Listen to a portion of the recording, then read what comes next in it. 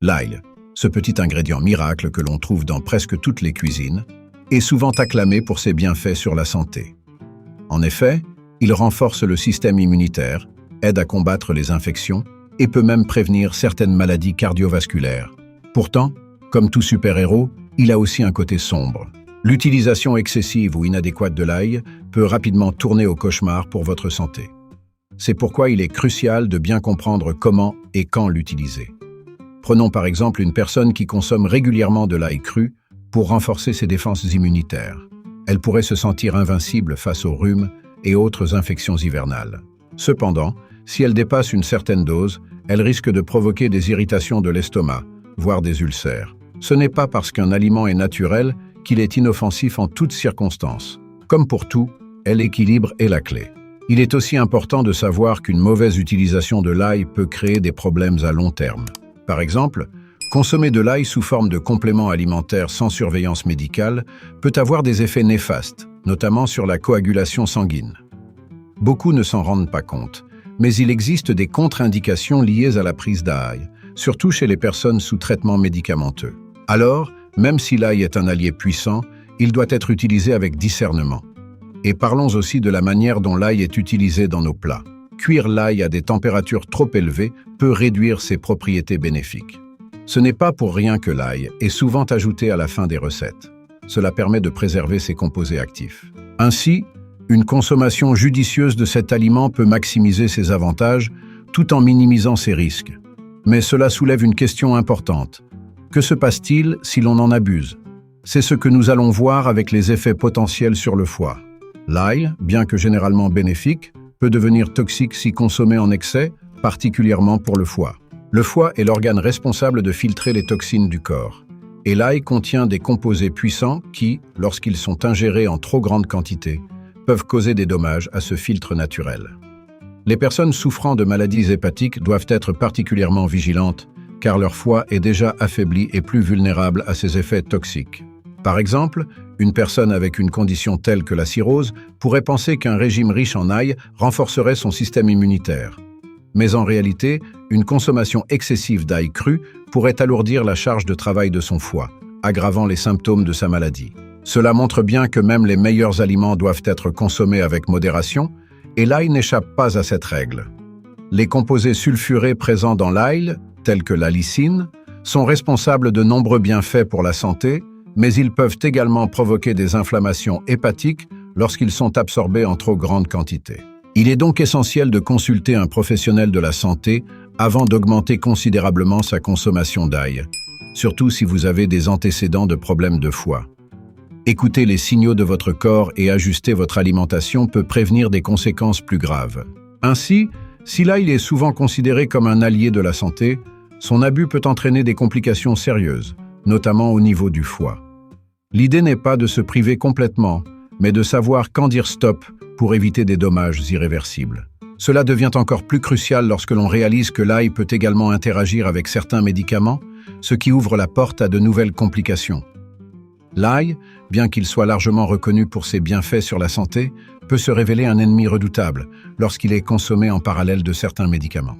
En particulier, les personnes prenant des anticoagulants doivent faire preuve de prudence.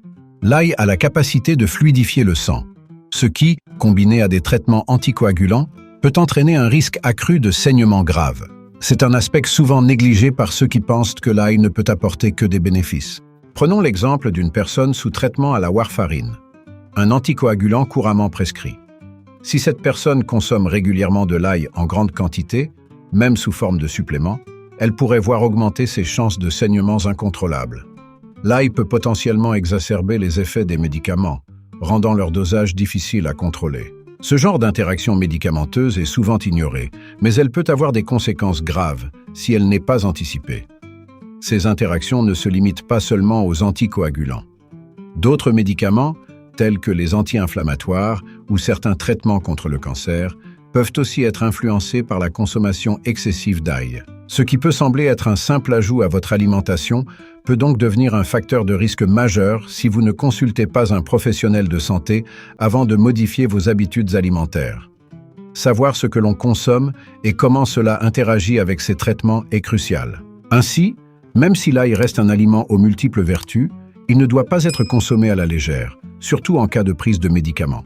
Il est toujours préférable de discuter avec son médecin des interactions possibles entre l'ail et son traitement. Mais les médicaments ne sont pas les seuls à être affectés par l'ail, car il a également un impact surprenant sur le microbiote intestinal, un aspect que nous allons explorer davantage. L'ail, bien qu'il soit célèbre pour ses propriétés antimicrobiennes, peut aussi perturber l'équilibre délicat du microbiote intestinal. En effet, une consommation excessive d'ail, notamment sous forme crue, peut entraîner une dysbiose, c'est-à-dire un déséquilibre dans les bactéries qui composent notre flore intestinale. Or, ce microbiote joue un rôle clé dans la digestion, le système immunitaire et même la santé mentale. Il est donc essentiel de le préserver en évitant les excès. Prenons le cas d'une personne qui mange régulièrement de l'ail cru pour bénéficier de ses vertus anti-infectieuses. Si, au début, cela peut sembler bénéfique, une consommation prolongée peut déséquilibrer son microbiote, provoquant des troubles digestifs tels que des ballonnements, des diarrhées ou des constipations. C'est un rappel que, même avec les meilleurs aliments, la modération est de mise pour ne pas créer de nouveaux problèmes de santé. Le microbiote est composé de milliards de micro-organismes, et chacun d'eux a un rôle bien défini. Lorsque l'ail est consommé en grande quantité, il peut agir comme un antibiotique naturel, éliminant non seulement les mauvaises bactéries, mais aussi les bonnes, nécessaires à une digestion optimale. Cela peut conduire à des infections opportunistes ou à une digestion moins efficace des nutriments. L'impact d'une consommation excessive d'ail ne se limite donc pas à l'intestin, mais à l'ensemble de notre bien-être. Ainsi, il est important de surveiller sa consommation d'ail, tout en écoutant les réactions de son corps. Un microbiote en bonne santé est synonyme de bien-être général. Cela dit, d'autres effets de l'ail sur la santé peuvent également être sous-estimés, notamment lorsqu'il est consommé cru et à jeun, ce qui peut provoquer des brûlures d'estomac et d'autres désagréments. Manger de l'ail cru à jeun est une pratique adoptée par certains pour renforcer leur système immunitaire et profiter des bienfaits antimicrobiens de cet aliment. Cependant, cette habitude peut avoir des effets secondaires indésirables, notamment des brûlures d'estomac, des reflux acides et, dans les cas les plus graves, des ulcères gastriques. L'estomac, particulièrement sensible à jeun, peut être irrité par les composés sulfurés puissants de l'ail, comme l'allicine. Imaginez une personne qui, chaque matin, avale une gousse d'ail cru en espérant améliorer sa santé. Si, au départ, elle peut ressentir un regain d'énergie, avec le temps, elle pourrait commencer à souffrir de maux d'estomac récurrents.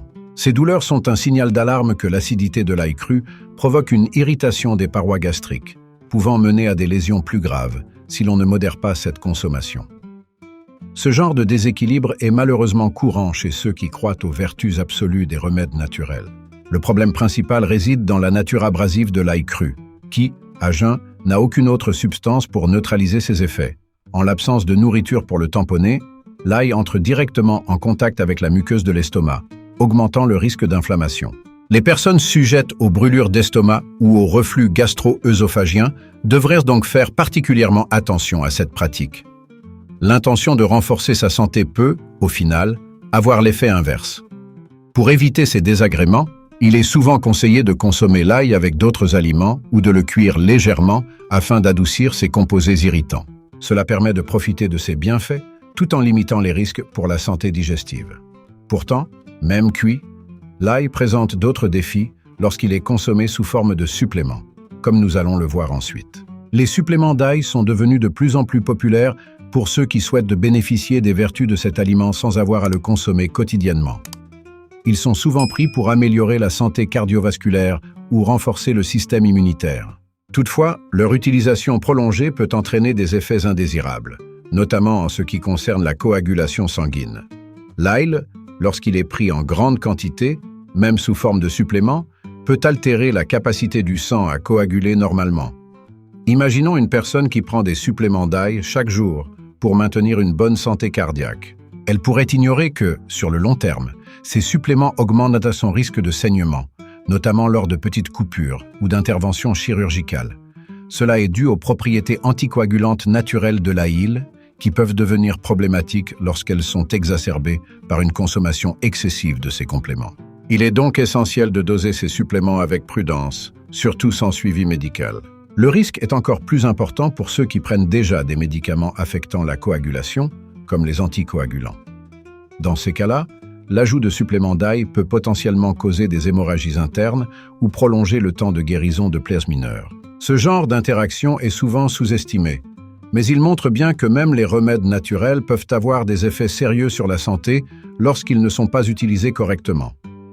Pour ceux qui souhaitent bénéficier des effets de l'ail, tout en minimisant ses risques, il est recommandé de discuter avec un professionnel de santé avant de commencer un supplément. Cela permet de trouver un équilibre entre les bénéfices pour la santé et les risques potentiels. Par ailleurs, la manière dont l'ail est préparé peut aussi avoir un impact sur ses propriétés, notamment lorsqu'il est cuit à haute température, comme nous allons le découvrir maintenant. La manière dont l'ail est préparé a un impact direct sur ses bienfaits pour la santé. Lorsque l'ail est cuit à des températures élevées, comme dans le cadre de nombreuses recettes, ses composés actifs, notamment l'allicine, sont détruits. L'allicine est responsable de la plupart des vertus antimicrobiennes et anti-inflammatoires de l'ail, mais elle est très sensible à la chaleur. Cela signifie que, même si l'ail cuit reste savoureux, ses avantages pour la santé peuvent être considérablement réduits. Prenons l'exemple d'un plat classique, comme les pâtes à l'ail, où l'ail est souvent sauté à haute température. Bien que le goût reste agréable, l'allicine ne survit pas à cette méthode de cuisson. Ainsi, les personnes qui cherchent à tirer parti des propriétés curatives de l'ail devraient éviter de le cuire à feu trop vif ou trop longtemps. Utiliser l'ail cru ou l'ajouter à la fin de la cuisson peut aider à préserver ses composés bénéfiques sans compromettre la saveur du plat. Les études montrent que cuire l'ail à plus de 60 degrés C pendant plusieurs minutes détruit la majorité de ses bienfaits pour la santé. Pour ceux qui cherchent à maintenir un mode de vie sain en utilisant l'ail comme remède naturel, il est donc conseillé de l'incorporer dans des plats à basse température ou crus. Cependant, cela pose la question de l'équilibre entre goût et bienfait. L'ail cru peut être trop puissant pour certaines personnes, mais il existe des façons de l'adoucir tout en conservant ses propriétés. Même avec ces précautions, il est bon de noter que d'autres effets de l'ail peuvent interférer avec certains traitements médicaux. Par exemple, ses interactions avec certains antibiotiques, ce qui nous mène à une autre facette de cet aliment aux multiples visages, surtout lorsqu'il est consommé en parallèle avec des traitements médicamenteux.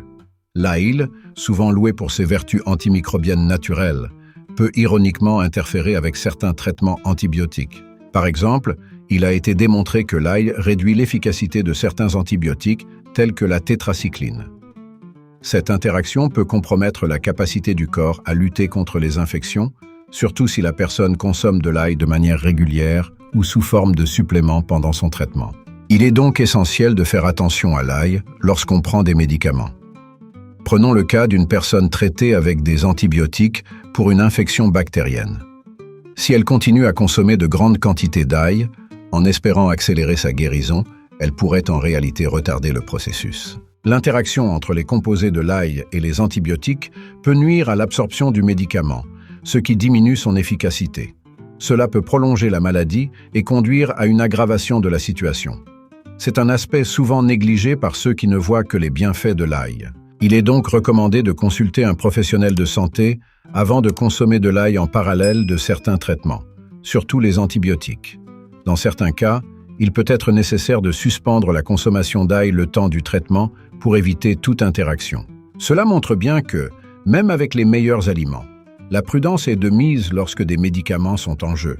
Après tout, le corps a besoin d'une synergie entre les traitements et l'alimentation, et non d'un conflit.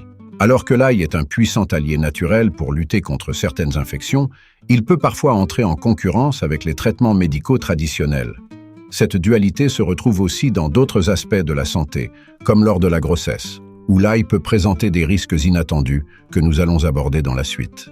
Pendant la grossesse, l'alimentation est un sujet sensible et crucial, et bien que l'ail soit généralement bénéfique pour la santé, il peut provoquer des effets indésirables lorsqu'il est consommé en excès par les femmes enceintes. En effet, une trop grande quantité d'ail peut stimuler les contractions utérines, augmentant ainsi le risque d'accouchement prématuré.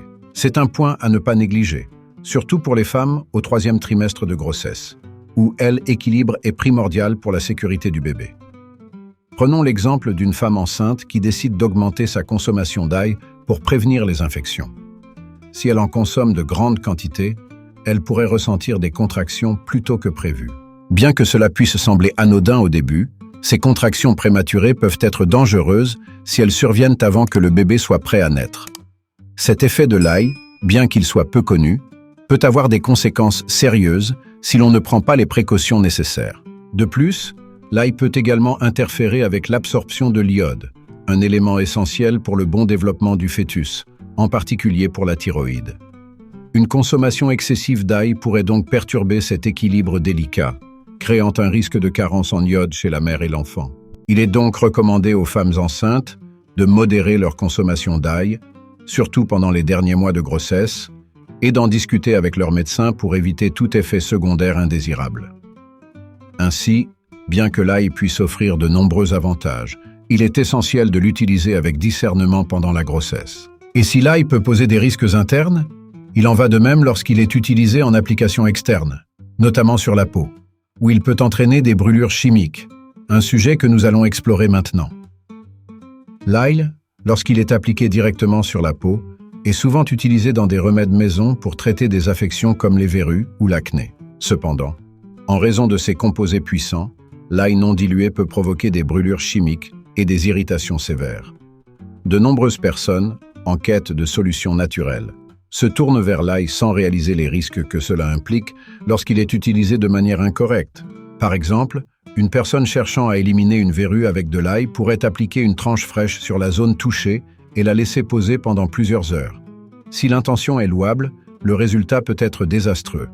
L'ail, en restant en contact prolongé avec la peau, peut provoquer une brûlure chimique. Cette réaction est due à l'allicine, un composé de l'ail qui, bien qu'efficace contre les infections, peut être trop agressif pour l'épiderme sensible. Ce genre d'effet secondaire montre que même les remèdes naturels doivent être utilisés avec précaution. Il est donc essentiel de diluer l'ail avec une base comme l'huile d'olive ou de l'eau avant toute application cutanée. Cela permet de réduire le risque de brûlure tout en profitant des bienfaits antimicrobiens de l'ail. En cas d'utilisation prolongée ou d'apparition de rougeur, il est recommandé d'interrompre immédiatement le traitement et de consulter un professionnel de la santé. Ces précautions aident à éviter les complications liées à l'utilisation directe d'ingrédients naturels sur la peau. L'ail, bien qu'il soit un allié naturel dans de nombreuses situations, doit être utilisé avec discernement, tant pour l'usage interne qu'externe. Cependant, les dangers liés à l'ail ne s'arrêtent pas là. Par exemple, lorsqu'il est conservé de manière inadéquate, il peut devenir un terrain propice au développement de bactéries dangereuses, telles que celles responsables du botulisme que nous allons aborder maintenant. L'ail, lorsqu'il est conservé dans de l'huile à température ambiante, peut constituer un risque sérieux pour la santé. Cette méthode de conservation, bien que prisée pour sa saveur, crée un environnement idéal pour la prolifération de la bactérie Clostridium botulinum, responsable du botulisme. Le botulisme est une intoxication alimentaire grave, pouvant entraîner une paralysie musculaire et, dans les cas les plus sévères, la mort. Ce danger est souvent méconnu, mais il est essentiel d'en être conscient pour éviter des conséquences dramatiques. Prenons l'exemple d'une personne qui, séduite par l'idée de préparer son propre ail mariné, le conserve dans de l'huile et le laisse à température ambiante pour l'utiliser au fur et à mesure. Ce qu'elle ignore, c'est que l'ail, plongé dans l'huile sans acide pour le conserver, peut devenir un terrain fertile pour la bactérie du botulisme en seulement quelques jours. Le risque de contamination est d'autant plus grand que le botulisme est invisible et inodore, rendant cette méthode de conservation potentiellement mortelle si elle n'est pas correctement effectuée.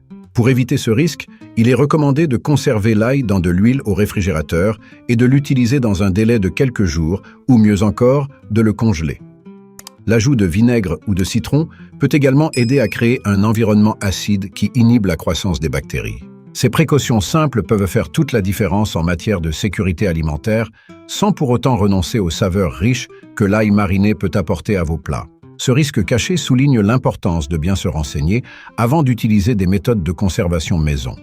Et comme si cela ne suffisait pas, l'ail peut aussi avoir des effets inattendus chez les personnes souffrant de certaines maladies héréditaires, notamment l'hémochromatose, une condition qui nécessite une attention particulière et que nous allons maintenant explorer. L'ail, bien qu'il soit généralement considéré comme un aliment bénéfique pour la santé, peut aggraver certains symptômes chez les personnes souffrant de maladies héréditaires comme l'hémochromatose. L'hémochromatose est une condition génétique qui provoque une accumulation excessive de fer dans le corps, pouvant entraîner des dommages aux organes vitaux comme le foie et le cœur. L'ail, en raison de sa capacité à améliorer l'absorption des minéraux, pourrait exacerber cette accumulation, rendant la condition plus difficile à gérer. Prenons l'exemple d'une personne souffrant d'hémochromatose, qui consomme de l'ail régulièrement dans l'espoir de profiter de ses bienfaits pour le cœur. Ce qu'elle ne réalise peut-être pas, c'est que l'ail pourrait, dans ce cas, contribuer à une absorption accrue de fer, aggravant ainsi sa condition. Le corps ne peut plus éliminer correctement l'excès de fer, et ce surplus finit par endommager les organes, provoquant des symptômes tels que la fatigue, les douleurs articulaires et les troubles du rythme cardiaque. Cela ne signifie pas que l'ail doit être complètement évité par les personnes souffrant d'hémochromatose, mais plutôt qu'il doit être consommé avec modération et sous la supervision d'un médecin. Un professionnel de la santé pourra conseiller sur la quantité d'ail à intégrer dans l'alimentation et s'assurer qu'il n'y a pas de risque supplémentaire pour l'organisme. Il est crucial de comprendre que même les aliments les plus sains peuvent avoir des effets spécifiques en fonction de notre patrimoine génétique. Ainsi, si l'ail peut être un allié pour certains, il peut aussi poser problème pour d'autres, en particulier ceux qui souffrent de conditions génétiques. Mais il n'y a pas que le corps physique qui soit affecté par l'ail, il peut aussi avoir un impact sur la santé mentale, en perturbant l'équilibre délicat du microbiote intestinal, un aspect que nous allons explorer maintenant.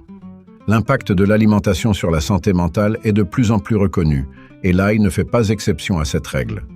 Une consommation excessive d'ail, en particulier cru, peut perturber l'équilibre du microbiote intestinal, qui joue un rôle essentiel dans la régulation de l'humeur et des fonctions cérébrales. Le microbiote produit des neurotransmetteurs comme la sérotonine, qui influencent directement notre bien-être émotionnel. Ainsi, un déséquilibre du microbiote provoqué par l'ail pourrait entraîner des troubles de l'humeur ou aggraver des conditions mentales existantes. Par exemple, une personne qui consomme de grandes quantités d'ail pour ses bienfaits physiques pourrait constater des effets secondaires inattendus sur sa santé mentale. Elle pourrait ressentir une plus grande irritabilité, de l'anxiété ou des troubles du sommeil, sans comprendre que ces symptômes sont liés à une perturbation de son microbiote intestinal. Ce lien entre l'intestin et le cerveau, souvent appelé l'axe intestin-cerveau, est essentiel pour maintenir un équilibre mental et émotionnel. Les recherches montrent que le microbiote influence directement la production de substances chimiques dans le cerveau. Et lorsque cet équilibre est perturbé, cela peut avoir des conséquences sur l'humeur, la cognition et même le stress. Par conséquent, bien que l'ail soit excellent pour la santé physique, il est important de ne pas en abuser afin de préserver l'équilibre délicat entre l'intestin et le cerveau. Une alimentation variée et équilibrée, avec une consommation modérée d'ail, est essentielle pour maintenir une bonne santé mentale. En fin de compte, même si l'ail peut contribuer à une meilleure santé physique, son effet sur la santé mentale ne doit pas être négligé. Et cela nous amène à réfléchir à d'autres domaines où l'ail peut avoir un impact inattendu, comme dans le domaine sportif, où une consommation excessive pourrait nuire aux performances, un sujet que nous allons explorer maintenant. Bien que l'ail soit souvent reconnu pour ses bienfaits sur la santé générale, il peut parfois avoir des effets négatifs sur les performances sportives lorsqu'il est consommé en excès. En raison de ses propriétés hypotensives, l'ail peut abaisser la tension artérielle, ce qui, dans certains cas, peut entraîner une baisse des énergies ou des vertiges pendant l'effort physique. Pour les athlètes ou les personnes qui pratiquent régulièrement des activités sportives, une trop grande consommation d'ail pourrait ainsi réduire leur endurance et leur performance globale. Imaginons un sportif amateur qui décide d'intégrer de l'ail cru dans son alimentation quotidienne pour ses effets anti-inflammatoires et immunostimulants. Si l'idée est bonne, une consommation excessive pourrait entraîner des symptômes tels que des nausées, des maux de tête ou même une chute de tension, affectant ainsi sa capacité à maintenir une activité physique intense. Il est donc crucial de trouver le bon équilibre pour profiter des bienfaits de l'ail sans compromettre ses performances. L'effet de l'ail sur la digestion peut également poser problème aux sportifs. Une ingestion excessive peut provoquer des ballonnements ou des troubles digestifs, affectant ainsi la performance en entraînement ou en compétition. Les athlètes ont besoin d'une digestion fluide et d'une absorption optimale des nutriments pour maintenir leur niveau d'énergie. Et l'ail peut parfois compliquer ce processus si sa consommation n'est pas maîtrisée. Ainsi, bien que l'ail puisse être un allié de la santé en général, Les sportifs doivent être attentifs à leur consommation pour éviter des effets secondaires indésirables. De plus, il est important de noter que tous les types d'ail ne sont pas égaux en termes de composition et de bienfaits, ce qui nous amène à notre prochain sujet, le choix de l'ail, notamment la différence entre l'ail violet et l'ail blanc. Tous les types d'ail ne sont pas créés égaux, et la variété que vous choisissez peut influencer les bienfaits que vous en tirez.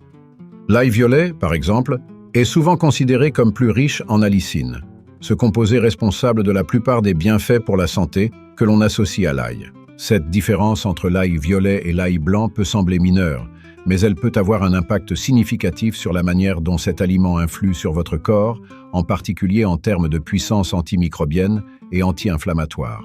Prenons un exemple concret. Une personne qui cherche à intégrer l'ail dans son alimentation pour ses effets antioxydants pourrait opter pour de l'ail blanc, plus facilement disponible. Cependant, si elle choisit plutôt l'ail violet, elle bénéficiera d'une concentration plus élevée de composés bénéfiques, ce qui pourrait amplifier les effets protecteurs contre certaines maladies. Ainsi, le simple fait de savoir quel type d'ail privilégier peut améliorer significativement les résultats pour la santé. La différence entre ces deux variétés ne se limite pas à la lysine. L'ail violet a également une saveur plus prononcée, ce qui peut le rendre plus difficile à intégrer dans certains plats pour ceux qui préfèrent un goût plus doux. Toutefois, pour ceux qui recherchent une efficacité maximale, surtout dans un cadre thérapeutique, il est souvent recommandé d'opter pour l'ail violet. Ce choix devient particulièrement important pour les personnes utilisant l'ail à des fins médicinales, notamment pour renforcer leur système immunitaire. Ainsi, comprendre les distinctions entre les différentes variétés d'ail permet de mieux choisir en fonction des objectifs de santé que l'on souhaite atteindre. Mais quel que soit le type d'ail que vous choisissez, l'important est de le consommer avec modération et de manière informée pour éviter les effets indésirables. Maintenant que nous avons exploré en détail tous ces aspects, il est temps de vous montrer comment éviter ces erreurs mortelles avec l'ail.